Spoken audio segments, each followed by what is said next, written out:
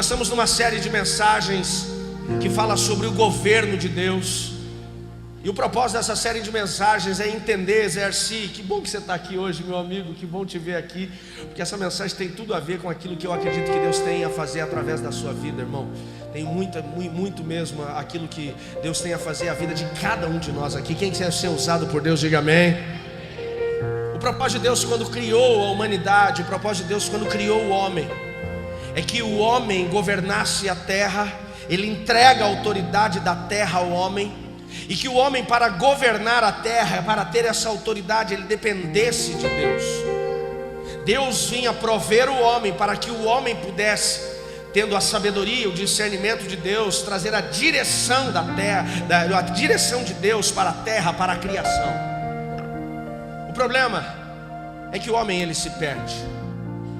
O problema é que o homem ele se corrompe. Ele se afasta totalmente daquilo que Deus tinha como direção. Acredita no engano de Satanás incorporado na serpente, na mentira, quando Satanás questiona Eva, dizendo: o que o Senhor, que o Criador disse a você que aconteceria se vocês comessem do fruto? E Eva diz: ele disse que se nós comermos do fruto, certamente nós morreremos. E a serpente, de uma forma enganosa, astuta, ela diz: Erickson, não, claro que não. Na verdade, ele não quer que vocês comam do fruto, porque se vocês do fruto comerem, vocês não vão morrer, mas vocês serão iguais a ele. Porque Lúcifer sabia que esse foi o seu erro lá no céu, querer ser igual a Deus. E quando ele teve esse desejo, deixa o seu coração corromper, e a sua corrupção toma 1/3 dos anjos, 1/3 das estrelas, que o rabo do dragão, diz o livro de Apocalipse, levou com ele. Ele sabia que assim poderia derrubar aquele que o Senhor criou para ser seu filho, seus filhos, sua família, a sua criação, a qual ele amou. Então quando Lúcifer, Satanás, ele engana Eva e consequentemente Adão, que não se posiciona na autoridade que ele deveria ter tido, Adão ele perde essa autoridade. E ele perde também a sua conexão com Deus. Quando Deus falou para Adão que se ele comesse do fruto, certamente ele morreria, e Adão comeu do fruto e não morreu, ele de fato começou a acreditar na mentira e no engano de Satanás, dizendo: ué, como diz o mineiro, cadê a morte? Mas ele não entendeu, Bruno, que na verdade a morte que o Senhor falava era a morte no espírito. E as duas principais perdas que o homem tem, e são as principais que trazem consequências até nós, milhares de anos depois, foi em primeiro lugar ele morrer espiritualmente, ele desconectar de Deus, e ele perder a autoridade que Deus deu a ele sobre a terra, para que Deus viesse governar a terra através dele. Quem está me entendendo, diga amém. A partir do momento em que ele se desconecta de Deus, que ele morre espiritualmente, ele não pode mais ouvir Deus, ele não pode mais discernir o coração de Deus, ele não pode mais caminhar segundo a direção de Deus, e cada vez mais ele se afasta, ele se perde. Depois do afastamento do homem, da queda do homem, da perda da autoridade que o homem tem à terra, Deus tem o seu segundo plano para manifestar o seu governo novamente, agora o homem caído. E ele levanta um homem chamado Abraão, e ele diz: Abraão, sai da tua terra, da tua parentela, da casa do teu pai, e vai para o lugar onde eu vou te mostrar. Quem te abençoar eu abençoarei, quem amaldiçoar eu amaldiçoarei. E a Bíblia diz que Abraão, ele obedece ao Senhor, e o propósito de Deus através de Abraão e o sim, era que Abraão, ele viesse construir uma nação, chamada de nação sacerdotal, aquele que o Senhor chama do meu povo escolhido. Deus não dá o título para Israel do povo escolhido, porque Deus vê Israel como um filho especial, um filho preferido aos outros. Deus não tem filho preferido. Posso ouvir um amém por isso? Deus tem filhos que o preferem. Nunca foi fazer de Israel uma nação especial, uma nação que ia ser salva e todas as outras iriam se perder.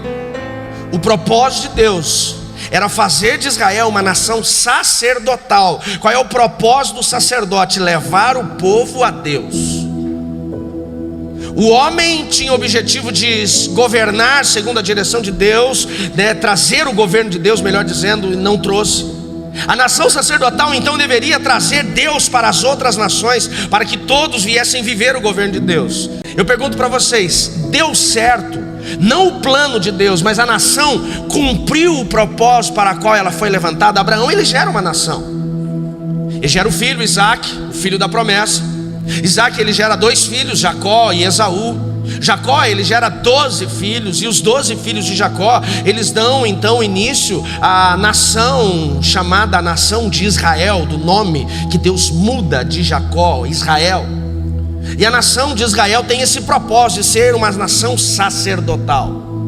De Abraão até Davi, Deus vem construir, Aline, uma cultura. Deus vem construir uma dependência da nação. Ele vem construir uma nação que venha depender de Deus. São 14 gerações para que eles pudessem manifestar o governo de Deus. Davi, ele chega no ápice. Ele é o ponto principal dessa primeira fase da construção da nação de Israel. Só que quando eles chegam em Davi, a nação começa a viver uma decadência. E depois nós encontramos até o desterro de Israel, até eles serem levados cativos para a Babilônia. Mais 14 gerações onde eles se afastam totalmente, eles se perdem totalmente. E Joelma, eles não cumprem o propósito de manifestar esse governo. Então depois que Israel se afasta de Deus totalmente, se corrompe, levado como cativos, retornam no cativeiro, mas eles não se voltam a Deus como deveriam. Agora se voltam debaixo de uma religiosidade. De Davi até o desterro, eles entram em apostasia, eles entram em idolatria, prostituição espiritual, ficam cativos. Agora eles voltam, Júlia, eles não se corrompem mais numa idolatria, mas o que eles fazem é uma construção de uma cultura religiosa, onde eles viam Deus apenas como alguém que eles não queriam que levasse eles de novo para o cativeiro. E eles agora vivem só o rito, o ritual, e não a dependência, não o amor. Deus deixa, eu estou resumindo aqui nessa introdução para você entender. Então chega uma hora que Deus, ele se cala, Ricardo, durante quase 500 anos, que a teologia vai chamar do período intertestamentário, entre os 2 testamentos, onde Deus não fala mais nada. A última palavra profética em Malaquias capítulo 4. E nós vamos encontrar essa, inclusive, palavra de conexão. Deus diz: o Espírito de Deus que estava sobre Elias virá e ele reconciliará o coração dos pais aos filhos, dos filhos aos pais, para que eu não venha e fira a terra com maldição. Aí entra em 500 anos de total silêncio de Deus, não tem mais nenhuma profecia de Deus. É aqui que nós encontramos os livros, alguns livros que diferem da Bíblia católica para a Bíblia evangélica. Porque nesses 500 anos entendemos que Deus, ele não falou. Outros livros são escritos, nós entendemos na teologia apenas como livros que trazem uma compreensão teológica e não uma revelação de Deus. Quem está me entendendo, diga amém. E aí vem João Batista e ele entra nessa conexão com a mesma palavra que finalizou Malaquias, dizendo que ele veio para reconciliar o coração dos pais aos filhos. Agora Deus, ele tem um propósito. Primeiro ele traz esse governo dele através de Adão. Adão foge, ele traz através da nação de Israel. A nação de Israel foge. Então agora Deus levanta a igreja. Quem é a igreja? Nós. Que desânimo é esse? Quem é a igreja? Nós somos a igreja. Então ele declara, através de uma das cartas de Pedro, que ele diz que ele nos levantou como esse sacerdócio real. Ou seja, a igreja vem cumprir esse papel sacerdotal de trazer, de manifestar o governo de Deus na terra. O problema é que o tempo tem se passado e nós vemos o quanto o inferno tem se levantado para corromper a igreja. A igreja, ela se levanta, a igreja primitiva, ela é eficiente. Perseguida, ela cumpre o propósito para o qual ela foi levantada. Na perseguição ela cumpre a direção de Jesus, que disse aos seus discípulos: preguem o evangelho na Jerusalém, Judeia, Samaria, aos confins da terra. Eles não obedecem, precisam passar por uma perseguição. Deixa eu abrir um parênteses. Quando você desobedece a Deus, Deus vai ter que provocar algo para te levar à obediência. Quem está entendendo, diga amém. Coisas que nós enfrentamos de dores, de fracassos, de miséria, creio, e nós não entendemos, ou não queremos entender o porquê estamos enfrentando isso. Perseguições que nós não entendemos por que está passando isso pela nossa vida. Às vezes é Deus nos expulsando para viver aquilo que Ele nos disse para fazer, e nós, obstinados, desobedecemos. Quando você diz sim, amém, você está dizendo assim, que tudo aquilo que o Senhor deu como direção eu vou viver. Assim seja feita a tua vontade na minha vida. Mas a gente muitas vezes só canta, não vive. Só declara, só prega, mas não pratica. Aqueles homens eram homens que estavam cheios do Espírito Santo. Em Atos 2 eles foram cheios do Espírito Santo, mas eles queriam pregar só em Jerusalém. E o propósito de Deus para aqueles discípulos é que eles levassem o Evangelho para os gentios, para que a igreja cumprisse aquilo que os descendentes de Abraão não fizeram, ou seja, serem sacerdotes para os gentios.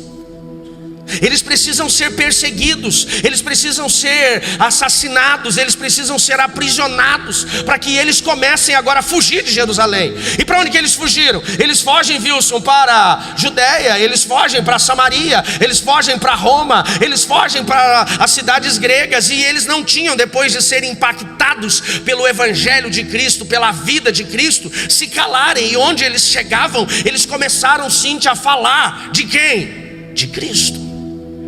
E a igreja ela começa a crescer a um nível de incomodar Roma, primeiro perseguindo, depois dizendo se não pode com eles, unam-se a eles.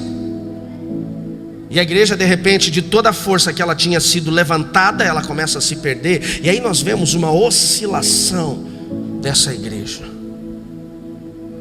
Nós vemos o período das trevas, onde eu vou dar uma aula aqui de história da igreja. Eu estou tentando resumir aqui, para não dar uma aula da história da igreja. Mas nós vemos o período das trevas, onde a igreja se perde totalmente com a monarquia. E a igreja busca um governo da própria igreja e não um governo de Deus. E desde então nós vemos a igreja ela oscilante, ou parte dela oscilante. Qual é o propósito da igreja? O propósito da igreja não é viver e pregar a teologia da prosperidade. Qual é o propósito da igreja? O propósito da igreja não é pregar o moverzinho do Espírito. Eu chamo de moverzinho porque algumas pessoas elas não entendem que a manifestação do Espírito é para que a igreja vá para fora e não para que ela fique dentro. Se você fica dentro, ele se torna pequeno, ele tem que ir para fora. Quem pode dizer um amém por isso? Qual é o propósito da igreja? O propósito da igreja é ela pregar o arrependimento e não aceitar o pecado.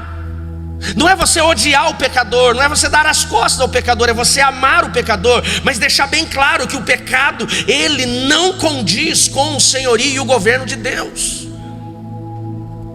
Por que eu estou falando sobre isso hoje? Que não tem como nós vivermos o governo de Deus, e não tem como nós manifestarmos o governo de Deus se nós não estivermos alinhados a este governo.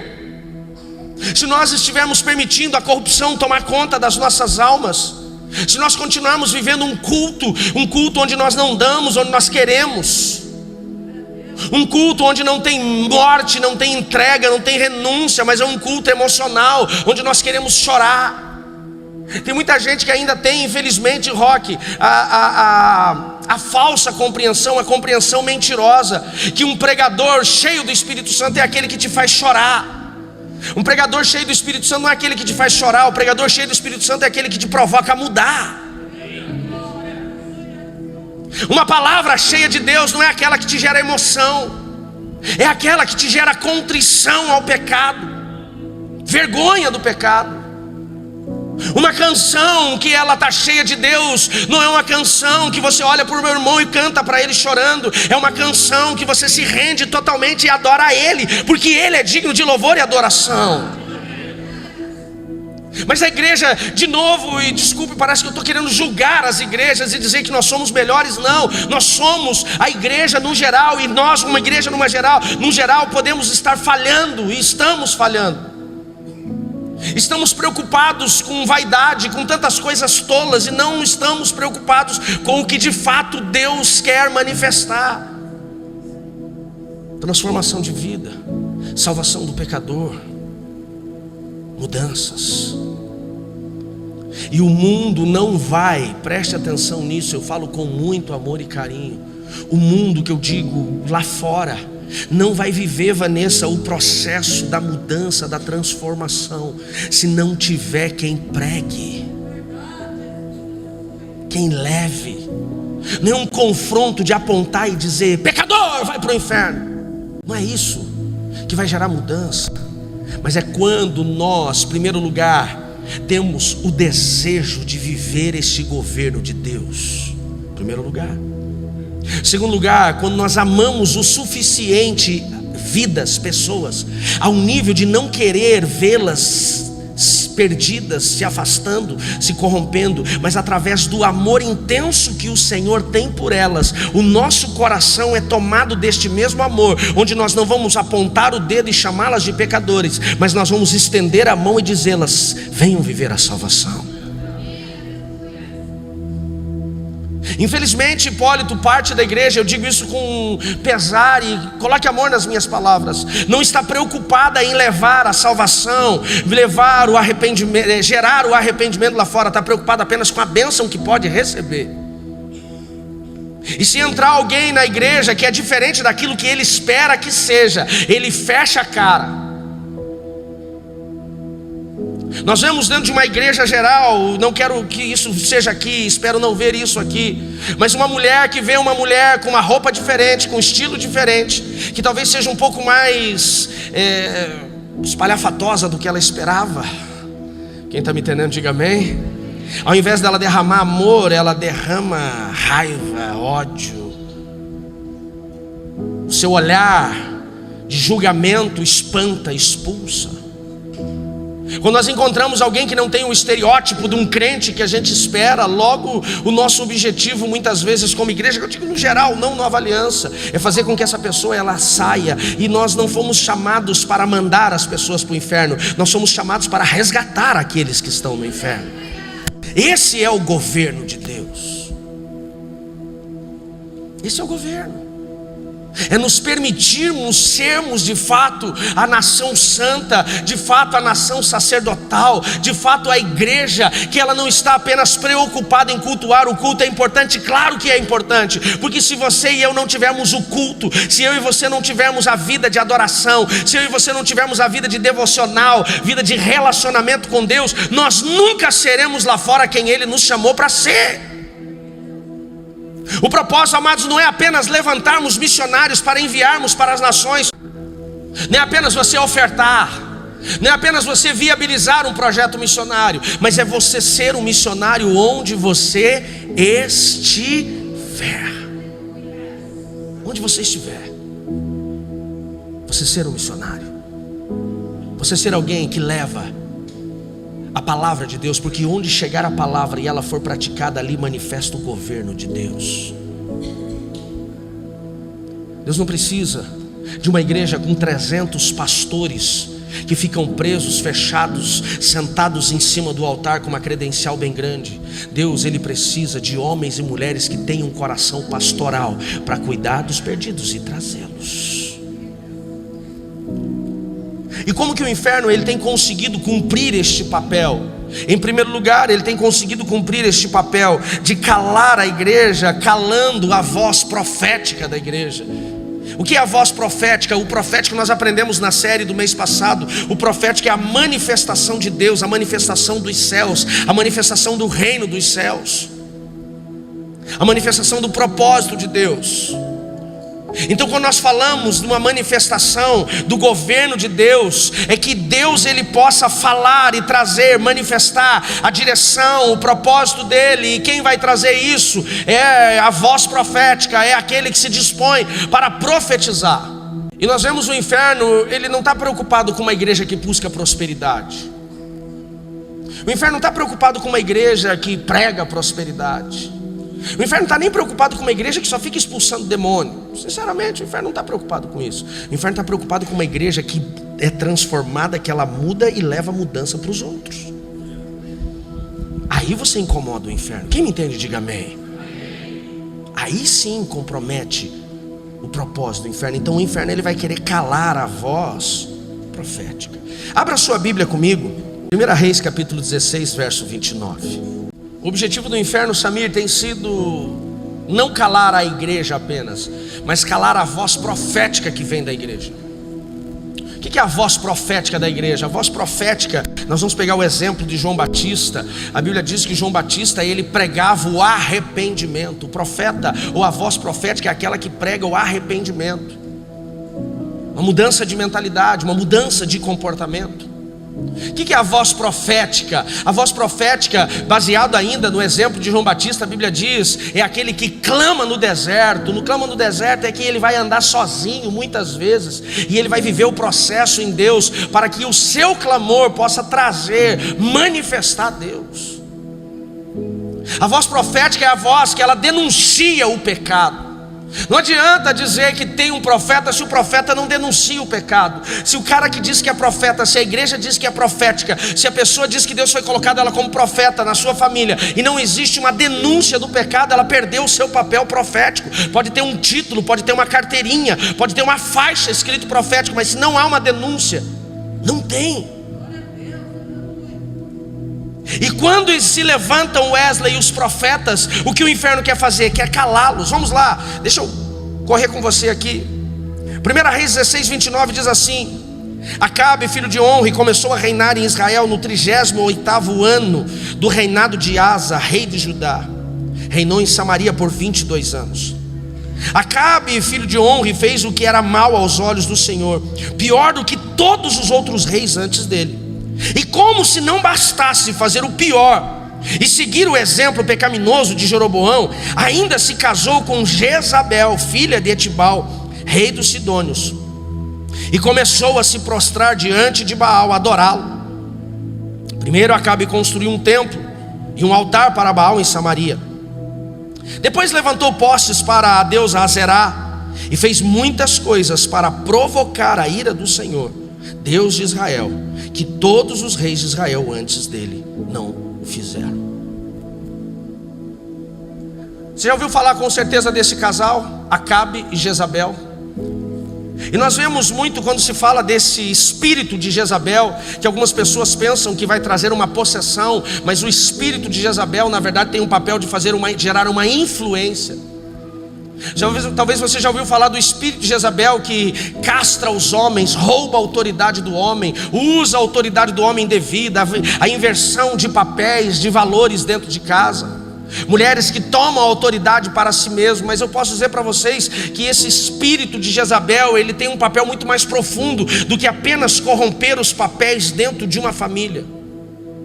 O espírito de Jezabel tem o objetivo de corromper um povo para que não viva o governo de Deus e não manifeste esse governo, não leve este governo. Se nós formos fazer um resumo rápido, e o tempo que eu tenho só dá para um resumo rápido, Jezabel, ela quando casa-se com Acabe, totalmente fora da lei que o Senhor tinha estabelecido para a nação dele.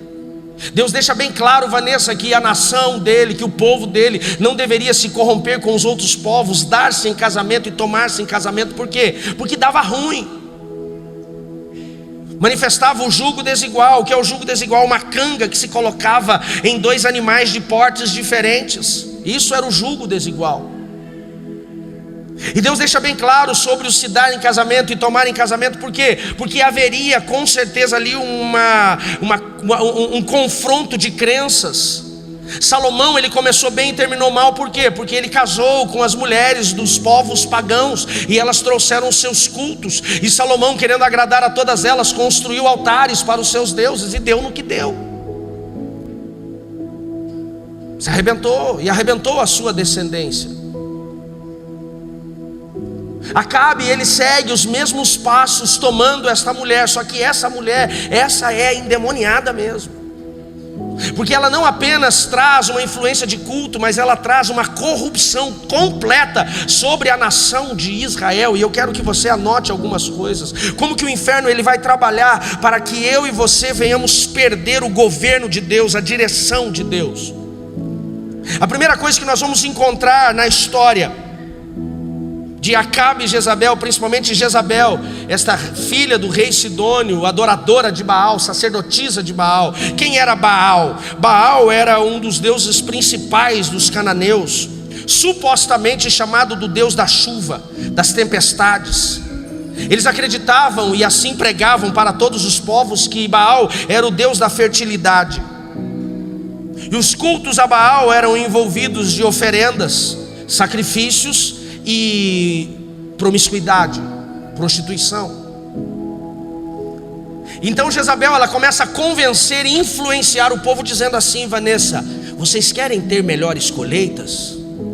Vocês querem que as suas terras deem o dobro daquilo que ela dava no passado? Vocês precisam adorar aquele que é o Deus da fertilidade. Vocês precisam render ofertas a esse Deus da fertilidade, que quando vocês adorarem esse Deus, Ele trará mais chuva, e as chuvas multiplicarão as suas colheitas. Então Jezabel, ela começa a corromper o povo por onde? Pelo bolso, pela ganância. Sabe como o inferno, Andréia, tem tentado corromper e tem sido talvez eficiente em alguns lugares? E começando pela igreja. Entenda uma coisa, vamos pegar a cidade. Deixa eu falar, eu estou falando muito rápido. Posso continuar? Só aqui na frente o povo falou que eu não estou falando rápido. Deixa eu ouvir lá atrás. Estou falando muito rápido? Me ajuda. Vamos pegar o exemplo da cidade de Colombo. Nós estamos em Colombo, por mais que muitos aqui não morem em Colombo. Entenda uma coisa: Colombo, ele não vai viver um processo de transformação, não vai viver um processo de arrependimento. A cidade de Colombo, o povo de Colombo, não vai viver um processo de salvação se nós como igreja não formos pregar para eles. Diga comigo: sair. Não é o caso de você falar: não, eu não preciso de igreja. Você precisa de igreja, mas é quando você como igreja sai e leva o evangelho, leva a salvação, prega o arrependimento. Então o que nós estamos vendo hoje? Essa influência de Jezabel, esse espírito de Jezabel, ele tem tentado corromper a igreja, Lu, a não se preocupar em sair, mas se preocupar em ganhar. Vamos ganhar, ganância. Quando eu comecei a estudar alguns anos atrás sobre o culto a Baal, eu comecei a compreender que Jezabel, ela não chega e prega dizendo como rainha: eu proíbo vocês adorarem a Deus Jeová e agora todo mundo aqui vai adorar a Baal. Não. Ela diz: vamos fazer um culto ecumênico. O que é um culto ecumênico? Todos levam para Deus. Faz aí a tua reza, faz aí o teu, vai fazendo. Importante que a gente está aqui reunido. Pode fazer o culto para Deus, mas vamos fazer aqui para Baal também. Até porque quem é o cara da fertilidade é Baal. Quem vai prosperar as colheitas é Baal. Então vamos deixar uma parte do culto para Baal. E eles começaram. E eles foram corrompendo-se pela ganância. Você notou que nas 2 primeiras semanas, quando falamos sobre o governo de Deus, Deus tem falado a mesma coisa sobre corrupção. Quem notou isso? Levanta a mão, você notou isso? Corrupção. Pessoas que estão se corrompendo. E a ganância, Dani, ela começou a tomar tanto o coração daquele povo, que em algum momento Acabe, ele decide, na verdade ele não decide, ele é influenciado a construir um templo para Baal em Samaria. Ele começa a construir altares para Baal, e o povo foi se afastando, eles foram transicionando, deixando o culto a Deus e começando a adorar a Baal, e a Baal, e a Baal, e a Baal, até que eles se corrompem totalmente. Por conta do quê?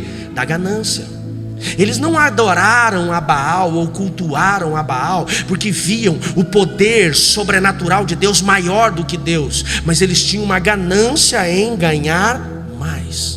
É por isso que Jesus, ele nunca comparou o seu senhorio, a sua autoridade ou a autoridade de Deus ao diabo. Jesus nunca falou: cuidado para não servirem 2 senhores, ou a Deus ao diabo. Ele comparou o poder de Deus ao poder do diabo? Não, o diabo não tem poder perto de Deus. Pode dizer um amém? É você que tem medo de falar do diabo. Você não fala nem o nome, é aquele lá, o Didi, o Sabricó, o Catiço.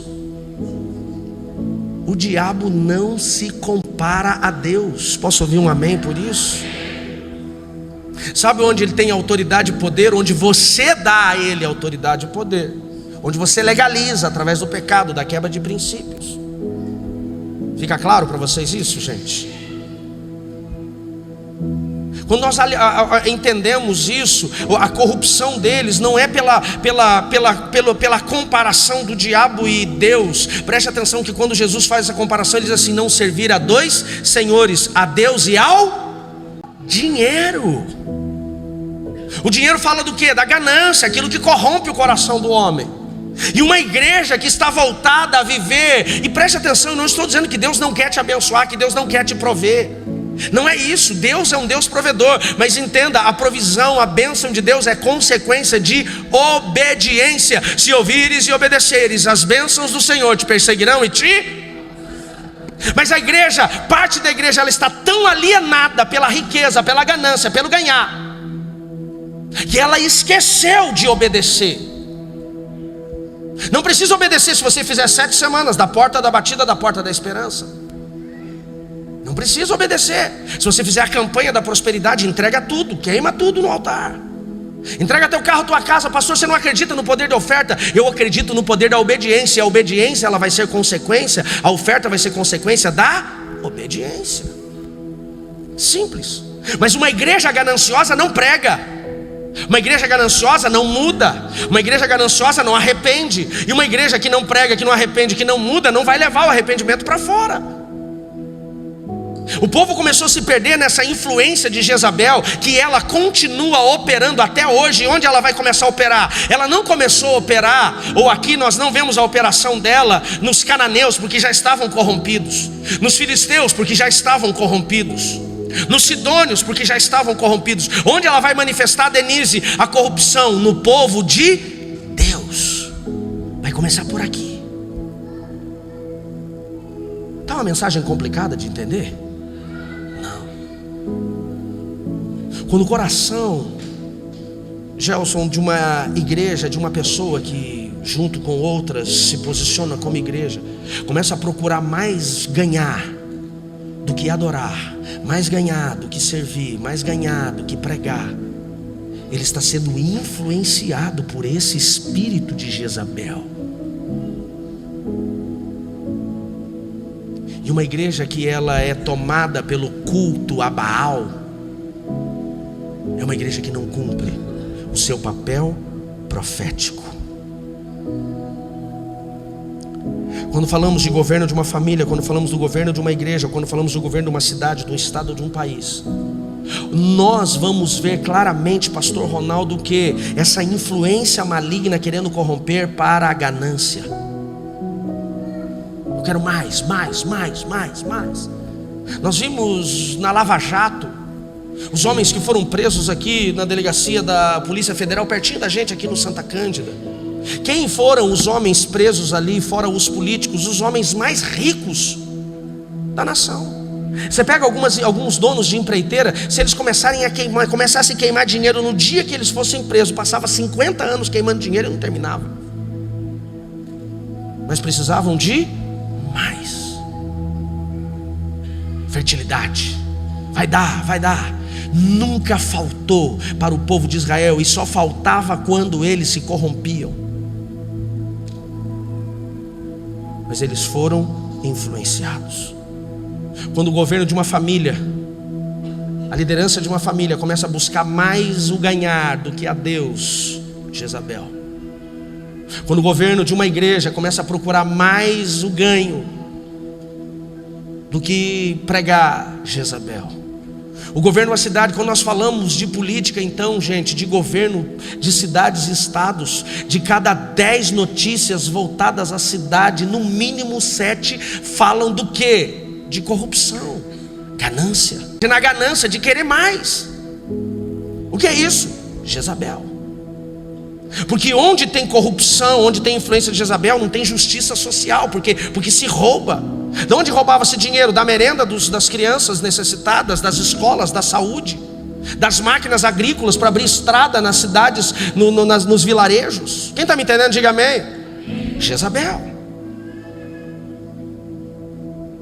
Segundo ponto, para eu poder ocorrer um pouco mais, quando nós falamos de influência de Jezabel, além dela pregar uma ganância e desviar o coração do povo, ela também prega uma influência para o povo calar os profetas. Abra a tua Bíblia comigo em 1 Reis capítulo 18, verso 4. E aqui provavelmente é o ápice de toda a manifestação dessa influência jezabélica, desse espírito do inferno. de corrupção, de tentar afastar as pessoas, o povo, do governo de Deus. Diz assim em 1 Reis 18:4: certa vez, quando Jezabel havia tentado matar todos os profetas. Jezabel, ela tentava corromper o profeta. E o profeta Alex, que não era corrompido, que ele não se corrompia, ele era perseguido e morto.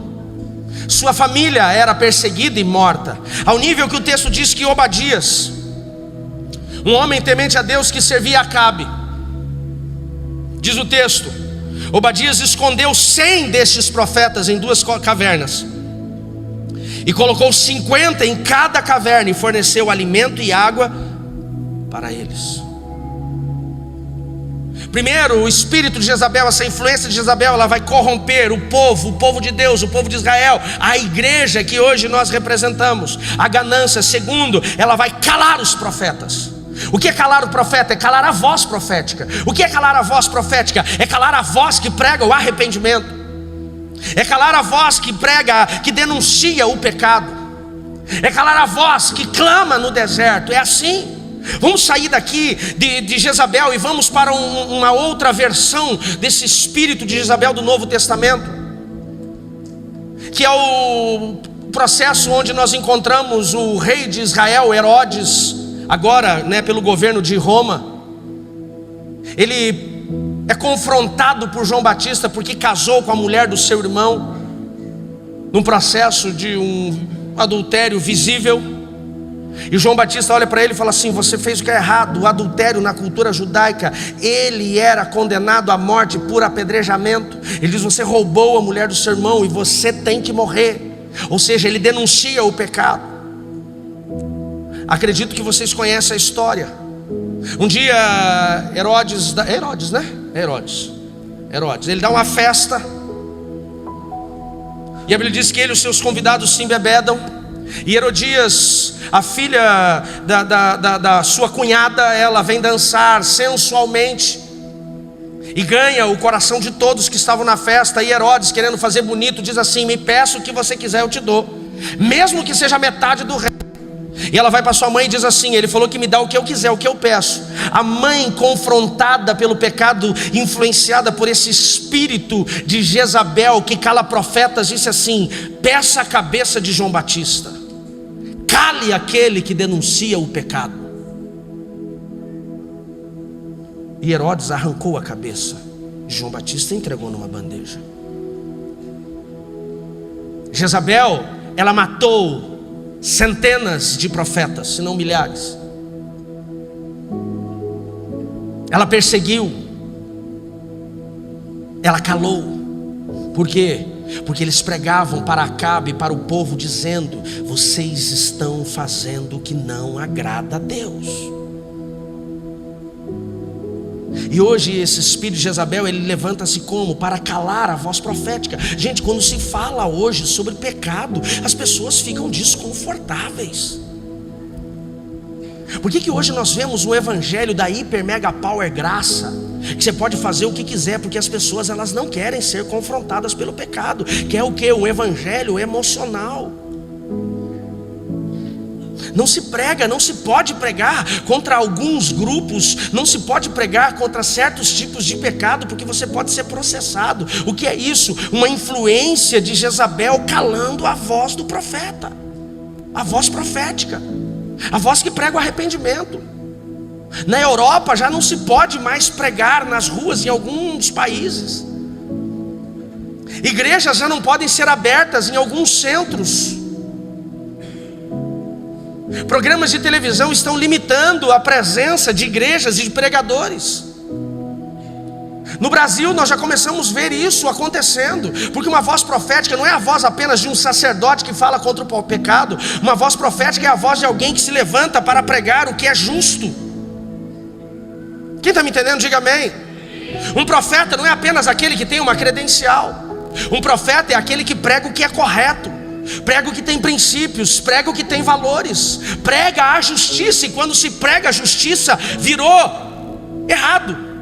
O errado virou certo e o certo virou errado. Como dizia um apresentador de jornal que faleceu alguns anos atrás, ele diz: daqui a pouco o poste está fazendo xixi no cachorro. Quem está me entendendo, diga amém. Não, mas nós temos que amar o pecador, mas não amar o pecado. O que nós temos é clamar ao Senhor, dizer: Deus, gera arrependimento. Você prega contra o pecado, se a pessoa não aceita, você busca para que o Senhor gere o arrependimento, mas nós temos que manifestar isso. E terceiro e último, para a gente poder encerrar: manifestação de influência de Jezabel. Ela corrompeu o culto a Deus. Ela corrompeu todo o culto a Deus em Israel. O que é corromper o culto a Deus? É tirar o foco de Deus e colocar o foco em qualquer outra coisa que não seja Deus. Ela começou, eu falei para vocês que ela não baniu Deus, Yahvé, do culto. Ela começou a trazer o paganismo para dentro da cultura judaica, e ela foi trazendo esse paganismo, e eles foram adorando, queimando incenso, se levantando para Baal e Astarote.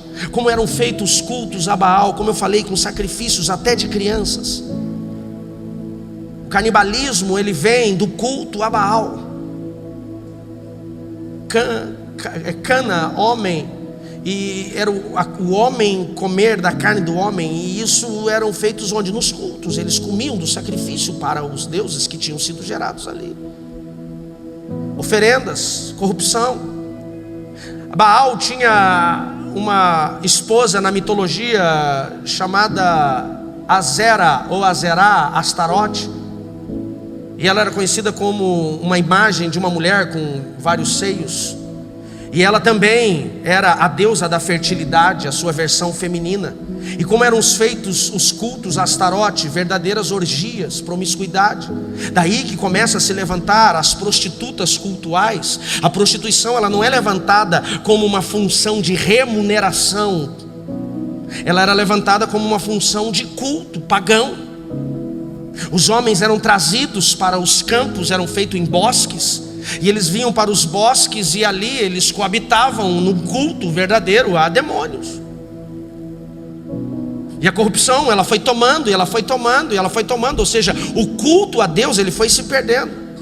É aí que Deus levanta Elias e diz: vai e prega contra Acabe. E Elias aponta o dedo para a cara de Acabe e diz assim: ó, segundo a minha palavra, não chove mais. Não vai ter mais chuva. Por quê? Porque eles pregavam que quem comandava a chuva e a fertilidade era Baal. Deus diz: agora eu vou provar que não é Baal. E a Bíblia diz que a terra ficou seca, a terra de Israel ficou seca 3 anos e meio, onde nem capim se crescia mais, onde os animais estavam morrendo, o povo estava perecendo. 3 anos e meio depois, Deus levanta Elias e diz: agora vai e confronta quem? O povo, porque o povo tinha corrompido, o culto do povo tinha corrompido. A Bíblia diz que quando Elias chega, encontra Acabe, e Acabe diz: aí está o agitador de Israel. Elias literalmente diz assim: eu não, é você e a tua mãe. Ele diz isso. Ele diz: é a tua casa, é a tua família que está corrompendo. Ele diz: chame os sacerdotes de Baal e chame o povo. E aí conhecemos aquele discurso célebre de Elias diante dos profetas de Baal, de Acabe e de toda a nação corrompida com o seu culto corrompido. A Bíblia diz que diante do povo ele primeiro restaura o altar. Por quê? Porque o culto estava corrompido. O que é um culto corrompido nos dias de hoje? É um culto que ele não é mais para Deus. O que é um culto corrompido? É um culto onde você cultua o homem. Se você chega num culto e você encontra 40 minutos de expulsação de demônio e 10 minutos de louvor, quem apareceu aqui, quem foi louvado, Deus ou os demônios? Um culto onde se coloca o demônio no altar e faz entrevista. Quem é você? Por que você está aqui? O demônio é mentiroso, e o cara está pregando a mentira em cima do altar. Não, é que nós vamos orar para ele se converter, para ele falar a verdade. Um culto onde você entrega 1 hora de revelação e 10 minutos de pregação. A revelação é para o homem, é só aquelas revelações. Eis que eu vejo uma porta, eu vejo, é só coisa. Se só entrega para o homem, não entrega para Deus, o culto foi para quem? Para quem recebeu a revelação, e não é para Deus. Quem está me entendendo, diga amém. Pastor, você é contra a revelação? Eu não sou contra a revelação. Você é contra a libertação? Eu não sou contra a libertação. Mas eu não entendo que a expulsação de demônios gera libertação. Gera só movimento. Libertação é você remover o que trouxe os demônios ali. Você tira o rato quando você tira o lixo que atrai o rato. O espírito de Jezabel, essa influência de Jezabel, ela tem o objetivo de corromper o culto, de fazer com que o culto não seja mais para Deus. Onde a mensagem pregada não leve as pessoas para Jesus, leva as pessoas para a riqueza. A mensagem que é pregada não leva as pessoas para a salvação, leva as pessoas para elas encontrar nelas mesmas a resposta.